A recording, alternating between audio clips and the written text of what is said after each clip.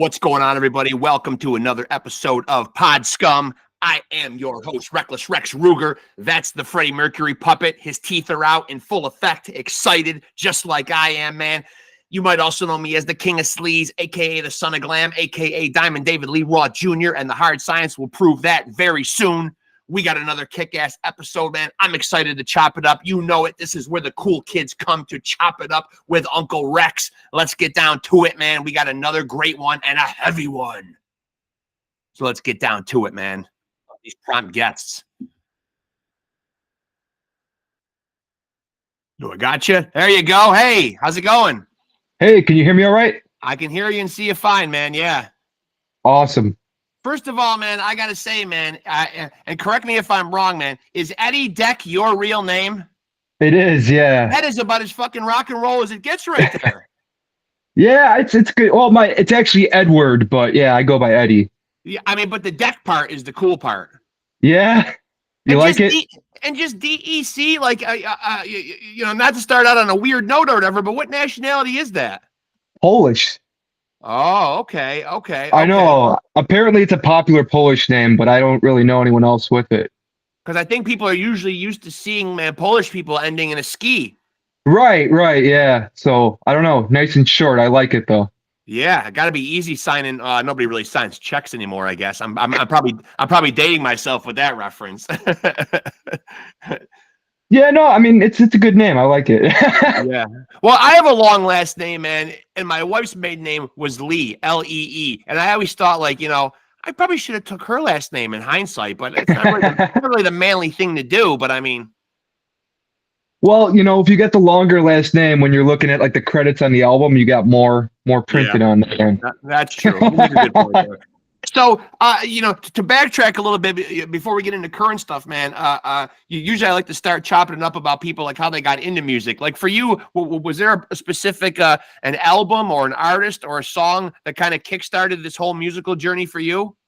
Long story short, when I was younger, all my friends played guitar.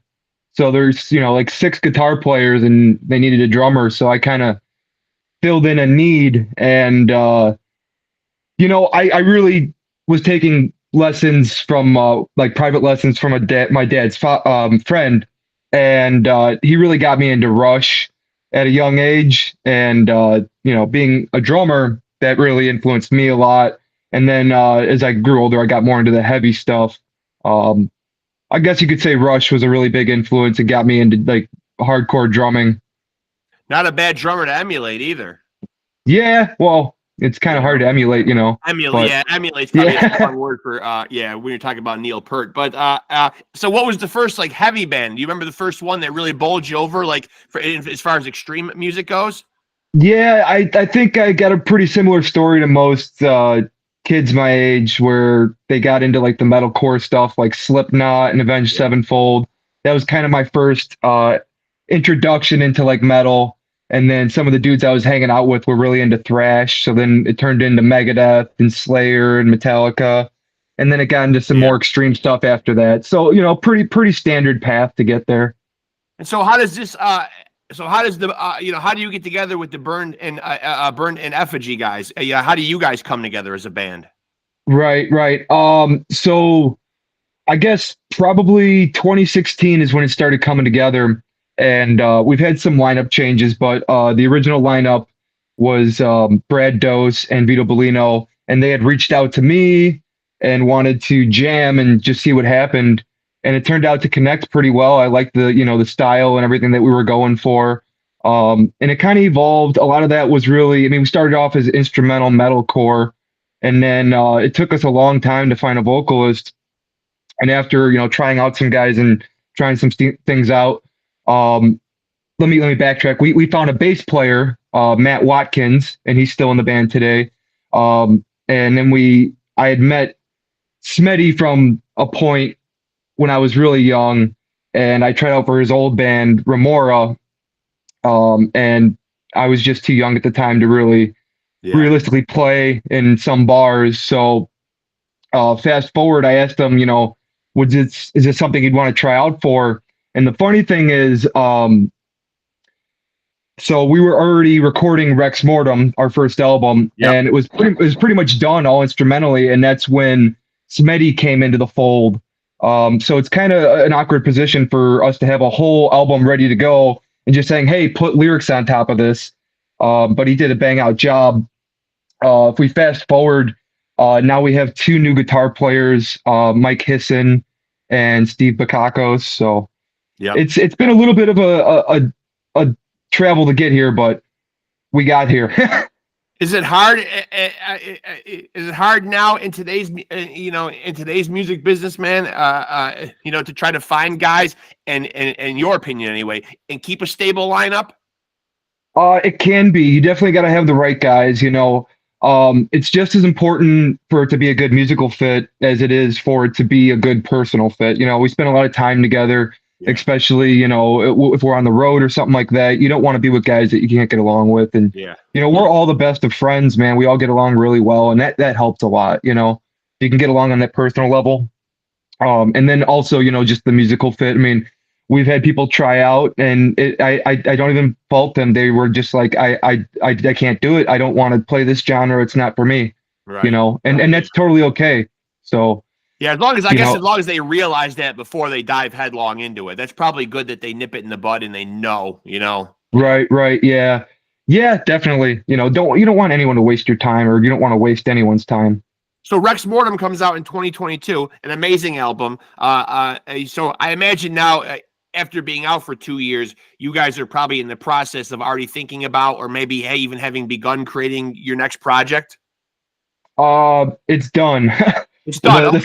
The second album is done. We got 2 music videos done, a lyric video done, and everything's done. We just got to do our own due diligence at this point to shop it around, and that kind of a thing. Okay, so what is, and we'll talk about that in a minute, but the creative process when you guys get together, and I don't know what your hand is as far as lyrics or songwriting or whatever, but when you guys create together, man, what's the creative process of the band? Does somebody come in with the lion's share of the ideas? Do you guys get together and is it collaborative? It's very collaborative. So usually the way that it goes is one of the string players between the 2 guitar players and the bass player will come up with some ideas. We use, Guitar Pro to kind of keep that, in some form of, a database. And we'll go from there and kind of bounce off ideas. Someone will come to us and say hey, I already have this much of a song kind of, already thought through. And then, with me, I really am more focused on the drums, but I will help with some rhythm transitions and stuff like that, or, get my input on certain parts. Matt and Steve and Mike really take care of a lot of the string stuff, and that's kind of how a lot of the ideas are introduced. Smetty our vocalist also has a really good input when it comes to what does this song want to be, what does he want, what story is he trying to tell. Right. That's also really important. I will say this new album is it's a follow-up to the first album in the sense that musically it really follows up nicely, but also in the lyrics. The story of the tyrannical king is still continuing in the second album. Okay. So more or less a concept album then. Yeah. I would say most of the songs on there are part of that, and there's a couple that kind of deviate, but yeah, it's just a continuation of the story about the tyrannical king. Is there a right or wrong answer in today's music business? Like when you guys put out Rex Mortem, at least for you guys as a band, 8 songs, 32 minutes. Obviously, we've seen the business change so much. We've seen the dwindling attention span of the general public. We've seen the streaming platforms or whatever. Is there, around COVID time, we saw a lot of singles. We saw a lot of EPs. It seemed like everybody was almost afraid about being forgotten about. Is there for your particular band, what's the format that you guys like the most? I know you did do an EP or whatever, but do you guys prefer a full-length album? Obviously, when you're telling a story like this, it probably helps. Yeah, so I mean, to be honest with you, it has to make sense. And here's the real kicker: is it's not cheap to record. Yeah, no doubt. And I mean, we want our stuff to sound good, and we will the guy that we went to, he does amazing work, but it's not cheap. And that's the real kicker of it. We would love to record an album with 20 songs on it, but it's just not realistic. Yeah. The new album has 9 songs and one kind of like interlude. So But is it frustrating a little bit though? more. But it's got to be a little frustrating as an artist though, because even when you have 8 or 9 songs, it does seem like people kind of pick and choose nowadays what they want to listen to. And when we talk about conceptual albums, I feel like back in the day, and I'm 51 years old, so I feel like albums, they were almost all conceptual in a sense, because the way they were arranged, it was like a listening experience, like where you listen to it and it was meant to be listened to in its entirety like that. Right. And I think that's a little bit of a way. That's what we're going for with, our albums, is we want people to listen to the whole thing. We don't want to just have people just jump and have one song that they listen to. We want them to listen to the whole album, of course, Yeah. I think the really nice thing is too, the way that we're doing it, where there is a concept to the album. It makes people maybe more interested to listen to the whole thing, to kind of hear what, what more of the story there is. So. And are you the kind of guy who just devotes his energies to one musical project? Because I talk to a lot of guys, especially in extreme metal bands. They always seem like they're like in like multiple projects. Do you lend your talents to anything else other than just Burned in Effigy? At this time, it's just Burned in Effigy for me. Yeah, because I'll be honest with you, just kind of to afford everything, getting the album ready. We have this tour coming up. I think everyone's working really hard to just kind of make sure that we can make this happen, and get everything in order for the tour. It costs so much money to go on tour these days, and you got to kind of front that, and then try to make it back essentially. So when you guys do go out on tour, I'm glad you brought that up. That segues into my next topic. So when you guys go out on tour, and I know obviously, a lot of genres of music, unless you're at the very top of the business or whatever. A lot of guys that I talk to on here, have day jobs, obviously. They have to work around scheduling and touring and everything. What's that comfort level like for you guys as far as like a timeline on how long you guys can go out for? Is everybody's jobs and lives pretty flexible? Do you guys have a determinate amount of time you like to go out for? So this will actually be our first tour. Okay. So we're all using vacation time from our jobs. Yep. We all work, big boy jobs. Yep. And, most of the time our job wouldn't probably just give us 2 months off, something like that. Right. So we have to, yeah. We have to schedule it accordingly and kind of work around, what we have, available for us. But as far as like, that time off kind of thing, we want to tour, and make this a thing as much as we can, but also focus on like weekenders and stuff that we can do. Sure. Where we just go out for 2-3 days at a time and just kind of spread our wings. Cause we're from like the Chicagoland area, and we played around here since like 2016. So it's time to really expand and kind of get to some other areas. And we've been doing some weekender stuff, or just like some one-offs in other states and stuff. And it's been a lot of fun, and the response has been great for us. So we just want to continue doing that. I'm glad you brought up the Chicago thing, because me being an upstate New Yorker, man, now it's time to get down to the real important topics here, man. The better pizza. Is it us or is it you? Well, okay. So we got thin crust. We call it like tavern style. And what people really seem to like around here is the deep dish stuff. Yeah. And are you a fan? I mean, are you a lifelong Chicago person first and foremost? Yeah, I've been here my whole life. Okay. Yeah. I like deep dish. I think it's great. So, I just don't think it's something that you eat like every week though. Maybe, once a month, once every other month or something. So on a deep dish pizza, and again, my knowledge of it is very limited, being from upstate New York, but obviously, just the meaning of it means it's a thicker pizza. So on average, man, first of all, is it something you'd probably have to eat with a knife and a fork? I mean, is it that thick where you have to cut your pizza? It depends. I mean, I usually just pick up the slice and go for it, man. Wear it. Why not? And because it's so doughy, it's so much bigger than like just a regular, as you put it, like a thinner pizza. How many slices can you go through? Like if you were really hungry, and you hadn't eaten all day, how many pieces of a deep dish could you demolish?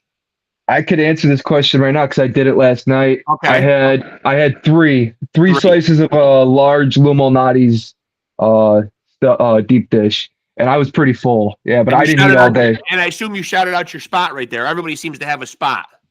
It's just Lumonati's. They're the chain around here. There's some few locations. Yeah. It's pretty good stuff. You probably have but outside of the chain ones, I mean, are there like the little those little gems that you know about? You know what I mean? Like where you say, hey, this might not be on everyone's radar, but this is the place to go get some good pizza. Yeah, I can give you one. There's one on the south side in Bridgeport. It's called Phil's Pizza. I really like it. Those are the kind of places. yeah, it's really good. It's right by the Sox Stadium. What do they call it? It used to be US Cellular. I don't know what they call it now. It might still be US Cellular. Yeah. So it's good pizza because it comes in a bag, not a box. Yeah. I don't know if you know what I'm talking. Yeah, it's a good pizza.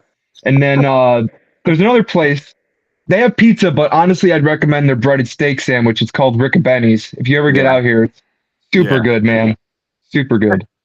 What's the biggest misconception? You being a lifelong Chicago guy, man. What's the biggest misconception we have, like about Chicago and other parts of the world? I know for years when I was a kid, it was always, it was always one of the cities mentioned, like with a lot of crime or whatever. But I mean, like, what's a misconception that you find when you go out into the world that people think about Chicago? Obviously, me being like a New Yorker, the biggest misconception here is I live in upstate New York, so I live more towards like Syracuse. But when I tell people I live in New York, they automatically say, "Oh yeah, what borough?" Like they don't think that anything exists except for New York City. I'm not in New York City. I'm not anywhere near Brooklyn or the Bronx or Long Island or anything. I'm like 4 or 5 hours away from there. Gotcha. That's the misconception. When you say you live in New York, people automatically think about the glamorous part of, oh, you're down in the city, Times Square, Manhattan. Right. You're nowhere near there. Well, let me start by saying I don't live in Chicago. I live like 15 miles from Chicago. I'm pretty close. Okay. As far as misconceptions about Chicago, I mean, yeah, there's crime. I mean, certain parts of the city are worse than the others. So, as long as you kind of know where you're going, you can kind of avoid certain situations. Has Chicago ever spawned a good serial killer? Does a serial killer ever come out of Chicago? Yeah, dude. What was that? The Devil in the White City. Remember that whole book about it? Yeah. H.H. Holmes. Is that who it was? Yeah, H.H. Holmes. But that's going back a long time, though, right? Yeah, I think I saw in the news that they think there's at least one active serial killer in Chicago right now. But currently, right now. Yeah, I think so. Probably. Keeps everybody on their toes, though, I think. Most of them, Maybe it's good to have a few of them roaming around out there. I mean, it can't hurt at this point. Well, because I've had a lot of guys on here, man, and like I've had musicians from Arizona, and then you get guys from the Bay Area, and then there's a great death metal scene down in Tampa, Florida, obviously, and then there's great metal that comes out of Houston. So I think there's a correlation between good extreme music and the heat. It just makes people fucking angry because oddly enough, all those states I mentioned, also the highest rate of serial killers: Texas, Florida, California. I think you're onto something there, man. Heat and anger and angry music. You got to get funding for this, research. But then again, Chicago, though, man, like, I mean? Like, you guys are like a great young extreme metal band, man. But Chicago, not like a notoriously warm place. Yeah, we got our own things to be mad about over here, like the taxes. I guess. Yeah, you don't have to cheat. Yeah, you're preaching to the choir, to a New Yorker, man. Yeah, ours is pretty high too. Too. But so in the course of your life, have you ever thought about relocating, or are you one of those guys where no matter how bad it gets, I'm a Chicago guy? Or an Illinois guy, I should say. I like it here right now. I'm happy here right now. Everything that, my band's here, everything that my family's here, everything's, I'm happy here right now. That's a nice advantage because I do talk to a lot of guys in bands whose members might be spread out, and it makes it a little more difficult. Maybe not so much because you got technology now and you can rehearse and send like files and stuff like that. I don't know how that stuff works or whatever, but it's still got to be nicer, man, having the guys right there and be able to get together and physically play together, though. Yeah, absolutely.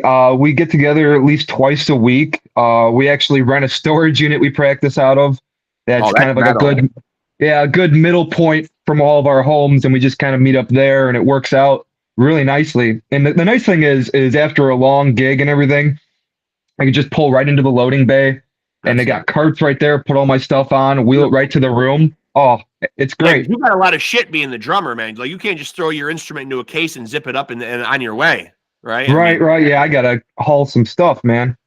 and now, and now that's that raises a good point too. You being the drummer and playing extreme metal music, it is very physically demanding. I don't know how long you've been doing it for, but have you experienced any physical discomfort? I know a lot of guys have had to change. I've actually talked to a lot of drummers on here who've changed the way they played. They've angled their equipment differently. They've changed the position that they sit in or whatever. Are you experienced any of that kind of stuff?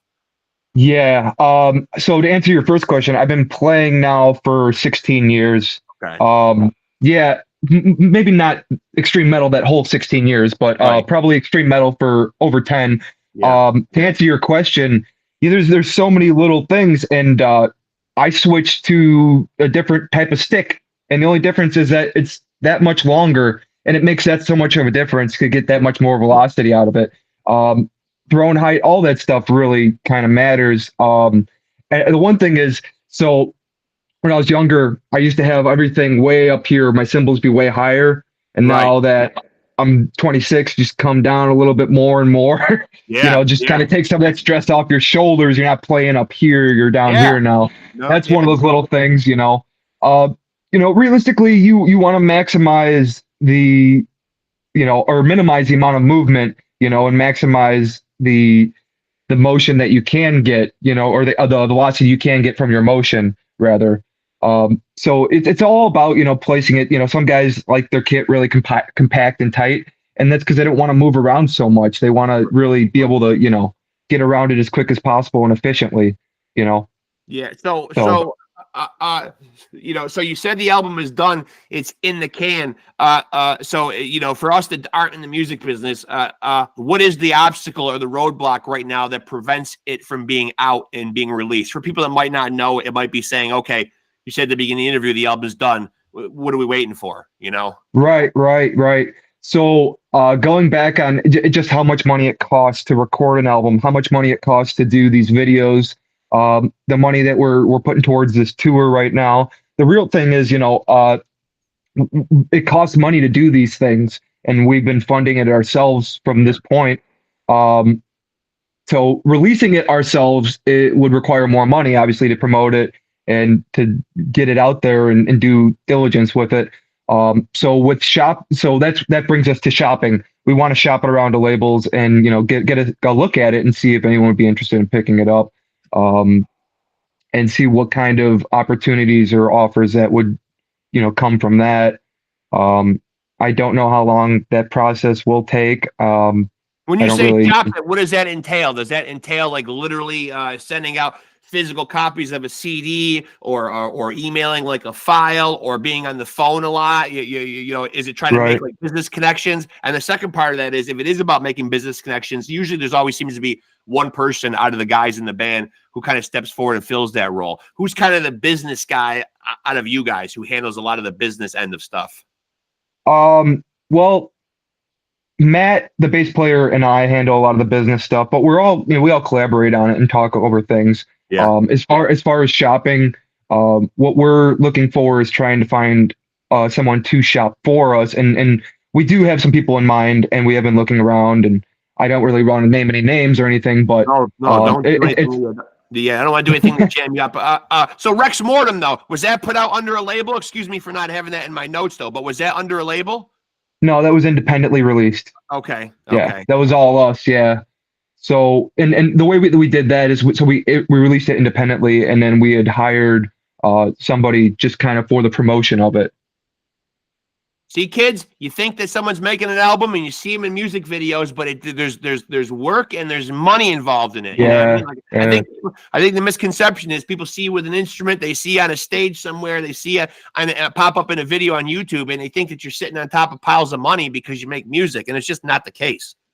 Right. Well, if you want a good product, you gotta, pay for the good product, you know. Yeah, And that's absolutely. just kind of the truth of it, you know. I mean, you want it to sound good and you want the videos to look good, and then everything after that is just, you know, doing the right things to get to where you want to be, you know. And it's been a process for sure. And yeah, to answer the question the long way, is just things cost money, you know. And So then what about be you? patient.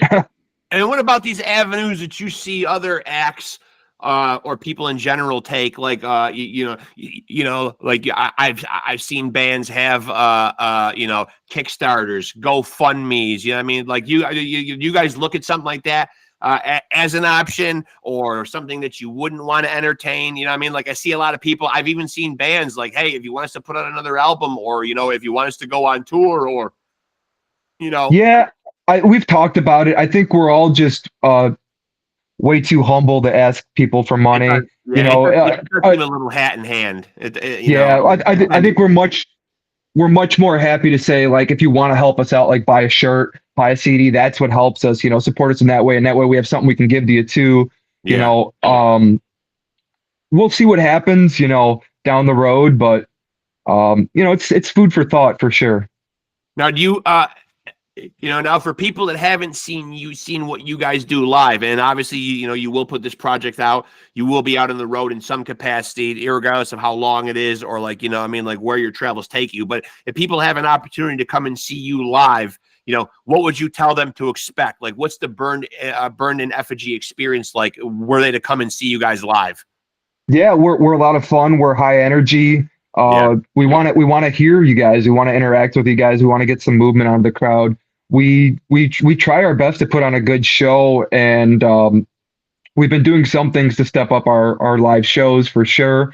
You know, whether it be the stage presence, the sound, just whatever we can do to just sound even more like the album on stage. You know, and Yeah. and even better. You know, that's something we take pride in. We practice hard. We want to sound good. We want to look good, and we want the crowd to have fun.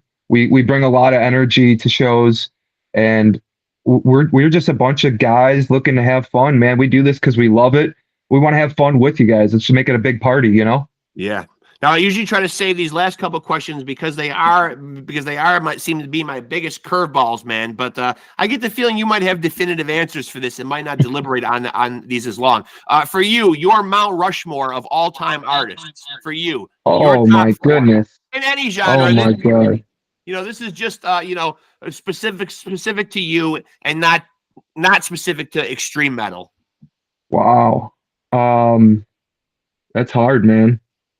It's really hard. Yeah.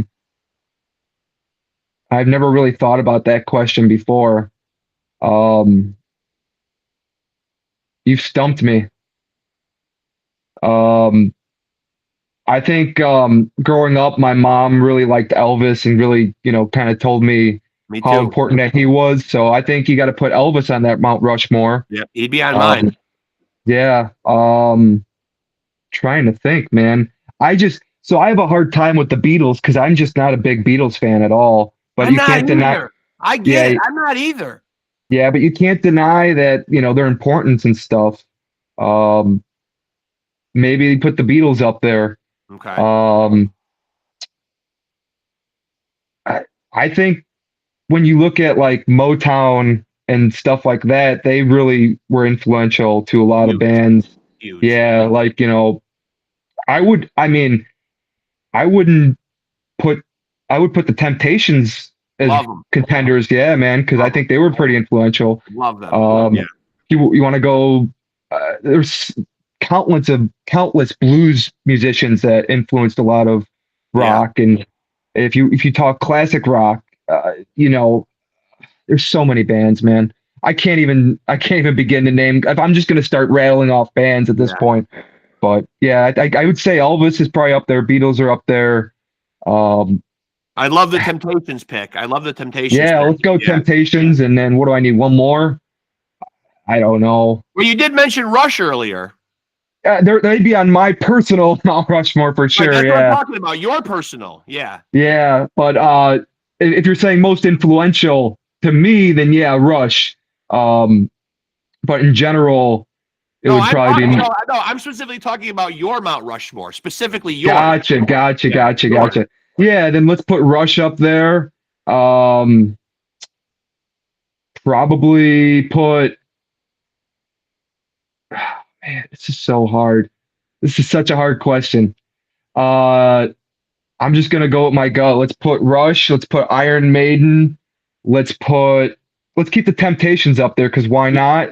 Yep. Yeah, put Elvis back up there too. Yeah, King of rock and roll. Yeah, he's the king for God's sakes. Yeah, man. There's no way you don't have him on Mount Rushmore. And then my last one is, man, and I usually ask everybody this, man, your Desert Island album. We're dropping EDDIE DEC on an island, dude, and you can only have one fucking album from now to the end of fucking time, man. What are you taking with you? That's easy, man. 2112 by Rush. Okay. And now explain why that album. Now, I understand if I was on a desert island, I would want something that runs the gamut of emotions. No offense to what you do, but I wouldn't want to just hear extreme metal all the time. I wouldn't want to just hear the Temptations all the time. I'd want something that kind of takes me, where there's a little bit of grit and a little bit of heaviness, man, but I can mellow out to it a little bit. You know what I mean? So it would have to be something for me that would encompass all that. Obviously, I think a band like Rush would do that, but why that specific album for you? That's the album that really got me all started. That literal song 2112 is a 20 or 21-minute song. Yeah. And it's like 7 different movements, and they're all a little bit different in some ways. I think there's a nice variety there. It's just, for me personally, one of my favorite albums of all time, and probably the album that got me super into Neil Peart and Rush and the drumming and really influenced me at a young age. I'm glad you said Peart. Is it Peart or is it Pert? Settle this, settle it for us now. I'm pretty sure it's Peart. I'm pretty sure it is too, man. I even earlier in the interview, I mistakenly said Pert, man, because I feel like I've heard Pert so much more, but I've heard people that really seem to have an insider's knowledge, man, insist that it is Peart. No, they're Canadian, right? So it's got to be Peart. It's got to be, right? Yeah. Right. I think phonetically it makes the most sense if they're Canadian. I'm pretty sure I saw that on YouTube where they confirmed the pronunciation of it as Peart. And now, so when do you anticipate that this album? Obviously, you can't see into the future or whatever, but would Burn in Effigy like to have this album out in 2024, or realistically, do you think it'll be early 2025? So just being honest here, I would love for it to be out this year, but I mean, I wouldn't be surprised if it comes out, early next year. Just we'll have to see how long, the shopping takes. It could take 2 months. It could take 4 months. I don't know. Is the album really hard to say.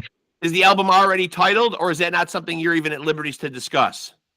It has a working title, but I don't know if I can announce it yet. Okay, don't do that then. Okay, yeah. I don't want to get you any hot water. So my last question: in the event that you, as you said, shop it around, if it's not met with success, what happens then? Do you guys incur the cost yet again, or are you guys not in a position to do that?